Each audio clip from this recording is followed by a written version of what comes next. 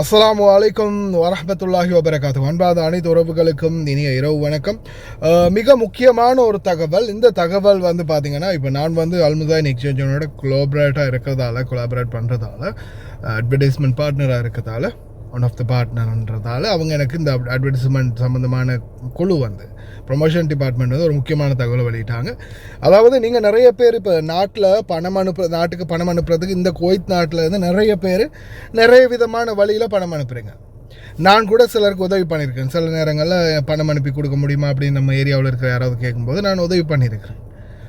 ஆனால் இந்த சந்தர்ப்பத்தில் சில எக்ஸ்சேஞ்சில் வேலை பார்க்குறவங்க ஜாபர் அல் அஹமட், சபா அல் அஹமட், அல்முத்தலா இந்த மாதிரியான தூர பகுதிகளில் இருந்து ஒரு சிலர் வந்து பார்த்திங்கன்னா அவங்களுடைய பணத்தை 2 மாதம் 1 மாதம் 2 மாதம் 3 மாதம் பணத்தை சேர்த்து வச்சுருந்து மொத்தம் அனுப்பக்கூடிய ஒரு சிலர் இருக்கிறாங்க. இந்த மாதிரி ஆட்களை டார்கெட் பண்ணி அவங்கள வந்து நீங்கள் உங்கள்கிட்ட 500 தினார் இருக்குதா போடணுமா, ஓகே போட்டு கொடுக்குறேன், நானே வந்து எடுத்துகிட்டு போய் போட்டு கொடுக்குறேன் அப்படின்னு அந்த பணத்தை அவங்கள்ட்ட இருந்து வாங்கிட்டு அதுக்கப்புறம் என்ன பண்ணுறாங்கன்னா அதை ரொட்டேஷனில் விட்டுடுறாங்க. இப்போ இவங்க பணத்தை கொடுத்துட்டாங்க, நான் கொஞ்சம் வேலையில் இருக்கிறேன், நான் அங்கே போயிருக்கேன் இங்கே போயிருக்கேன், எனக்கு கொஞ்சம் டைம் இல்லை, நான் நாளைக்கு போட்டுடுறேன், நாளான்னைக்கு போட்டுடுறேன், நான் 2 நாளாக காய்ச்சல் லீவு, பணம் தான் உங்கள் கையில் தான் இருக்குது, பணம் நான் எப்படியாவது போட்டுடுறேன் அப்படின்னு காலத்தை தாமதிச்சுக்கிட்டே இருக்கிறாங்க. இது எங்களுடைய அல்முதாயின் எக்ஸ்சேஞ்சுடைய ஒன் ஆஃப் த பிரான்ச்சுக்கு வந்திருக்குது. அதே மாதிரி ப்ரொமோஷன் டீமுக்கு இது சம்மந்தமான தகவல் வந்ததுக்கப்புறமா அந்த டிபார்ட்மெண்ட்டால் சகோதரர் ஒருவர் உடனடியாக இது சம்மந்தமாக டீல் பண்ணியிருக்கிறார், பேசியிருக்கிறாரு. பேசினதுக்கப்புறமா இது ஒரு ஃப்ராடுத்தனமான செயல் அப்படின்றது தெரிய வந்திருக்குது. இப்போ இது சம்மந்தமாக ஜஸ்டிஸ் அர்ஃபுதீன் இதில் முசாயின் எக்ஸ்சேஞ்சோடைய ப்ரொமோஷன் மேனேஜர் ஒருத்தர் இருக்கிறாரு. அவர் வந்து இது சம்மந்தமான விடயத்தை வந்து ஆராய்ந்து பார்த்து அதுக்கப்புறமா ஒரு சகோதரியுடைய பணம் ஒருத்தர், அதுவும் இலங்கையை சேர்ந்த ஒருத்தர் தான், அந்த நபர் வந்து இன்னொரு எக்ஸ்சேஞ்சில் வேலை பார்த்துருக்கிறார். அவர் வந்து இந்த மாதிரி பணத்தை வாங்கிட்டு 1 வாரமாக டிமிக்கி கொடுத்துக்கிட்டே இருந்திருக்கிறாரு. அதுக்கப்புறமா இவங்க பேசினத்தோட 1/2 ஹவரில் பணத்தை கொடுத்துருக்குறாங்க. அதே மாதிரி உங்களுடைய பணத்தையும் இந்த மாதிரி யாராவது அபகரிக்கிறதுக்கு வாய்ப்பு இருக்குது. இல்லை பணத்தை எடுத்து வச்சுக்கிட்டு மாத கணக்கில் இல்லாட்டி நாள் கணக்கில் வச்சுக்கிட்டு இருக்கிறதுக்கு வாய்ப்பு இருக்குது.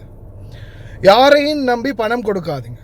நீங்கள் கொடுக்கக்கூடிய பணம் உங்களுடைய பணம் அந்த செகண்டில் நாட்டுக்கு அனுப்பப்படலைன்னா அது எக்ஸ்சேஞ்சில் உள்ள ஒரு ஊழியராக இருந்தால் உடனடியாக நீங்கள் ஆக்ஷன் எடுக்கலாம். எக்ஸ்சேஞ்சில் ஒருபோதும் அந்த மாதிரியான அனுமதி இல்லை. யாரும் போய் பணத்தை வாங்கிட்டு வந்து அனுப்ப முடியாது.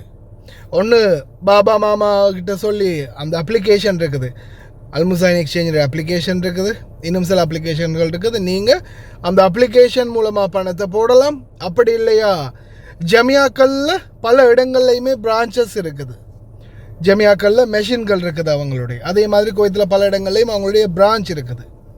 அது மூலமாகவும் உங்களோட பணத்தை அனுப்பிக்கொள்ளலாம். எக்ஸ்சேஞ்சுகளில் இருந்து எந்த ஒரு ஸ்டாஃப்ஸும் உங்கள்கிட்ட வந்து பணத்தை வாங்கிட்டு போய் நான் அனுப்பி கொடுக்குறேன் போட்டு கொடுக்குறேன் அப்படின்னு காசை வாங்கினா தயவு செய்து கொடுக்காதீங்க. அப்படி கொடுத்து உங்களுக்கு இன்னும் வரைக்கும் யாரும் காசு தரலைன்னா அது வெளியாளாக இருந்தால் பொறுப்பு இல்லை. யாராவது ரோட்டால் போகிற வரவங்க, டாக்ஸிக்காரங்க, அவங்க இவங்கன்னு வேறு யாராவது வாங்கியிருந்தால் அது உங்களுடைய பொறுப்பு, அது உங்களுடைய ரெஸ்பான்சிபிலிட்டி. நீங்கள் போலீஸுக்கோ இல்லை எங்கேயாவது போய் தான் பார்த்துக்கொள்ளணும். எக்ஸ்சேஞ்சில் வேலை பார்க்கக்கூடியவங்க எந்த ஒரு எக்ஸ்சேஞ்சாக இருந்தாலும் சரி, ஏதாவது ஒரு பணம் அனுப்பக்கூடிய எக்ஸ்சேஞ்சில் இருக்கக்கூடிய ஊழியர் ஒருத்தர் உங்கள்கிட்ட வந்து இந்த மாதிரி உங்களுடைய பணத்தை போடணும் அப்படின்னு சொல்லி நீங்கள் கொடுக்கும்போது அவங்க உங்கள்கிட்ட வந்து வாங்கிட்டு போய் நாள் கணக்கில் வச்சு காலம் டிலே பண்ணிட்டு தான் போடுறாங்க அப்படின்னா, இல்லை அவங்க வந்து காசு வாங்கிட்டு இன்னும் தரவே இல்லை, இந்த எக்ஸ்சேஞ்சில் ஏ எக்ஸ்சேஞ்சில், பி எக்ஸ்சேஞ்சில், சி எக்ஸ்சேஞ்சில் பேர் இருக்கு இல்லையா, அப்போ சி எக்ஸ்சேஞ்சில் ஜிஎஃப், இப்படி ஒவ்வொரு எக்ஸ்சேஞ்சில் எந்த எக்ஸ்சேஞ்சில் உங்களுக்கு இது பணத்தை வாங்கிட்டு தரலையோ அந்த ஊழியர் எந்த எக்ஸ்சேஞ்சில் வேலை செய்யறோ அதே எக்ஸ்சேஞ்சுக்கு பிரான்ச்சுக்கு போய் நேரடியாக மேனேஜரை சந்திச்சு இந்த இருக்கு வரட்டு இப்படி காசு வாங்கினா இவர் இந்த மாதிரி என்கிட்ட பண்ணினார், இந்த காசை வாங்கிட்டு போய் போடுறேன்னு சொல்லிட்டு போடலைன்ற கம்ப்ளைண்ட் பண்ணிங்கன்னா அவர்கிட்ட இருந்து உடனடியாக அவங்களோட பணம் மீட்கப்படும். அதே மாதிரி அவருடைய வேலையும் காலி.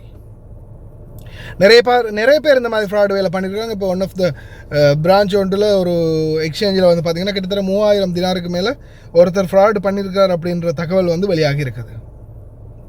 தயவு செய்து ரொம்ப கவனமாக இருங்க. இது சம்மந்தமாக அல் முசைனி எக்ஸ்சேஞ்ச் தொடர்ந்துமே உங்களுக்கு அவேர்னஸ் பண்ணுறாங்க. யாரையுமே நம்பி உங்களுடைய பணத்தை கொடுக்க வேண்டாம். ஒன்று பிரான்ச்சஸ் இருக்குது அவங்களுடைய பல இடங்கள், அதே மாதிரி ஜெமியாக்களில் மெஷின்கள் இருக்குது, கெஸ்கோ அந்த இது மிஷின் இருக்குது, அந்த மெஷினில் நீங்கள் உங்களுடைய பணத்தை அனுப்பிக்கொள்ள முடியும். அப்படி இல்லையா அப்ளிகேஷன் இதோ பாருங்கள். இப்போ இன்றைக்கி நான் என்னுடைய பணத்தை ட்ரான்ஸ்ஃபர் பண்ணுறதா இருந்தால் நான் எக்ஸ்சேஞ்சுக்கு போகிறதே இல்லை. இந்த பாருங்கள் அப்ளிகேஷனுக்குள்ளே போயாச்சு, பாஸ்வேர்டை கொடுத்தாச்சு. அதுக்குன்னு ஒரு பாஸ்வேர்டு நம்மளுடைய சிவில் ஐடி நம்பர்லாம் கொடுத்து பாஸ்வேர்டு ஆக்டிவ் பண்ணி வச்சுக்கொள்ளணும். கொடுத்தாச்சு, லாகின் பண்ணியாச்சு. உள்ளே போயிடும். உள்ளே போனதுக்கு அப்புறமா நம்மளுடைய பெனிஃபிஷியரி இந்த இடத்துல வரும், யாருக்கு நம்ம பணம் அனுப்பியிருக்கோம்ன்றது. சென்ட் மணி, ட்ரான்ஸ்ஃபர் மணி அப்படின்னு முதலாவது இருக்கிறத டச் பண்ணினோம்னா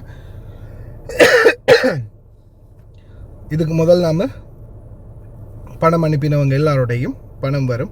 இல்லையா நீங்கள் ஒரு தடவை எக்ஸ்சேஞ்சில் போயிட்டு அந்த பணத்தை அவங்களுக்கு யாருக்கு அனுப்ப போகிறீங்க அப்படின்ற அந்த அக்கௌண்ட் நம்பருக்கு ஃபர்ஸ்ட் டைம் பணம் அனுப்பிட்டீங்கன்னா செகண்ட் டைம் உங்களுக்கு அப்ளிகேஷனில் அந்த பெனிஃபிஷியரி என்டர் ஆகிடுவாங்க. அந்த யார் அக்கௌண்ட்டுக்கு பணம் அனுப்ப போகிறீங்களோ அவங்களுடைய பேர் வந்து என்டர் ஆகிரும் அக்கௌண்ட் நம்பரோட. அதுக்கப்புறமா யாருன்னு பார்த்து அவங்கள யாருன்றதை சூஸ் பண்ணி பேரோட அதுக்கப்புறமா இந்த இடத்துல வந்து அமௌண்ட்டை கொடுக்கறது மட்டும்தான் இருக்குது.